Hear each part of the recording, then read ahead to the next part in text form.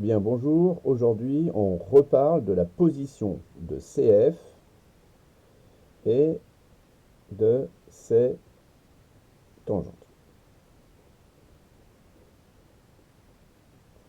Donc, dans un premier petit post, je vous avais montré comment faire la différence en fait entre la fonction et l'équation de la tangente pour en étudier le signe.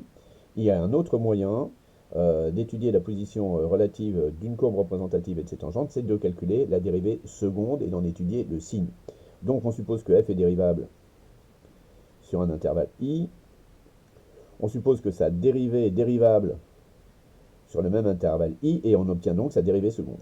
Eh bien, si la dérivée seconde, on note avec deux petits primes ici, on pourrait dire prime prime, mais on dit seconde, c'est beaucoup plus sympa. Donc la dérivée seconde, si elle est négative, eh bien ça signifie que CF est situé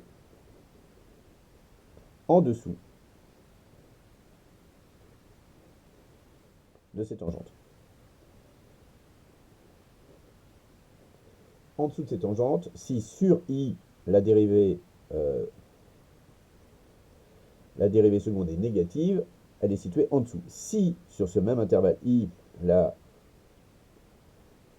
dérivée seconde est positive, eh bien CF sera situé au-dessus.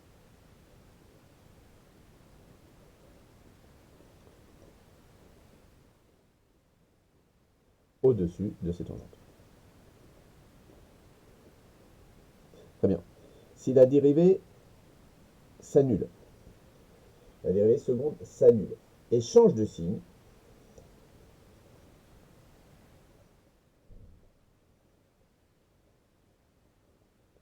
eh bien on est en présence d'un point d'inflexion. Si elle s'annule et qu'elle ne change pas de signe, on n'a pas de point d'inflexion. Donc il s'agit d'un point d'inflexion. Voilà, tout simplement. Donc un exemple très classique, hein, je vais prendre la fonction cube. La fonction cube que vous connaissez tous et toutes. Cette fonction cube, sa dérivée, c'est 3x 2. Sa dérivée seconde, ça sera donc 6x. 6x est négatif sur R- et positif sur R+.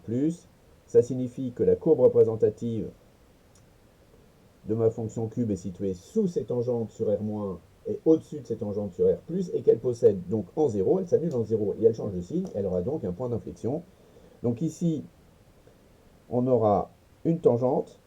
Point d'inflexion, ça signifie que la courbe représentative de la fonction va traverser sa tangente. Donc ici, elles sont toujours situées dessous, et ici, elles sont toujours situées dessus. Voilà un très très bon exemple donc de position relative d'une courbe et de ses tangentes. Alors, lorsque la fonction est située sur ses tangentes, enfin la courbe représentative d'une fonction est située sur ses tangentes, on dit que la fonction elle est convexe, et dans le cas contraire, on dit qu'elle est concave. Voilà, bonne journée, à bientôt.